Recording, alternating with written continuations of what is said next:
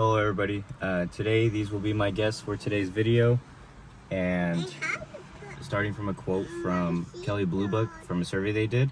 They quoted that 66% of American drivers know how to drive a manual car, and today hopefully we can change those numbers. And of course we're going to be going over how to drive a stick shift car. Now we will be going over how to properly turn on a stick shift vehicle and then of course operate it. The reason why I chose this is because I personally enjoy driving a stick shift car. It's a lot more fun than just an automatic. But the first step is to get comfortable. You want to make sure that you can press in all three pedals comfortably, and of course see your side mirrors and your rear view mirrors. Now, to actually turn on the vehicle, you have to press in the clutch and then press the start button. Now that it's done, proceed to make sure the car is in neutral, and essentially you're ready to go. Now from this step, you're going to press the clutch in again, press the brake to then remove the e-brake. Once that is done, you will move the car into first gear.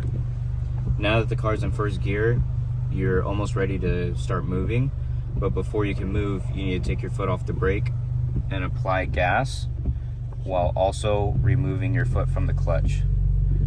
By doing so, you're activating first gear and allowing your car to move.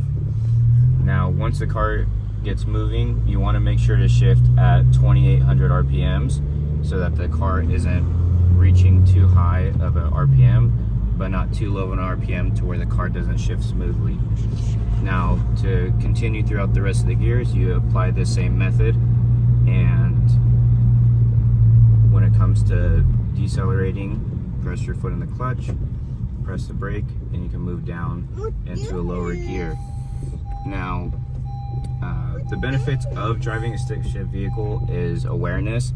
In order to drive a stick shift vehicle, you have to be, of course, paying attention to what gear you're in, and more so of other drivers around you, because you're not just sitting there not doing anything. You have to be in the moment, and it's very easy for people to get distracted, so it kind of keeps you off your phone and doing other things while driving.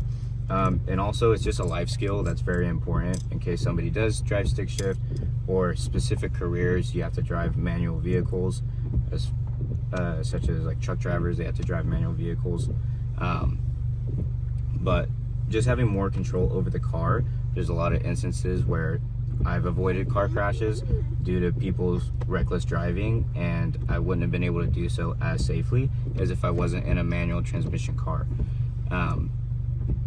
So overall, now that we've gone over all the steps, just rinse and repeat all these steps and get comfortable with driving.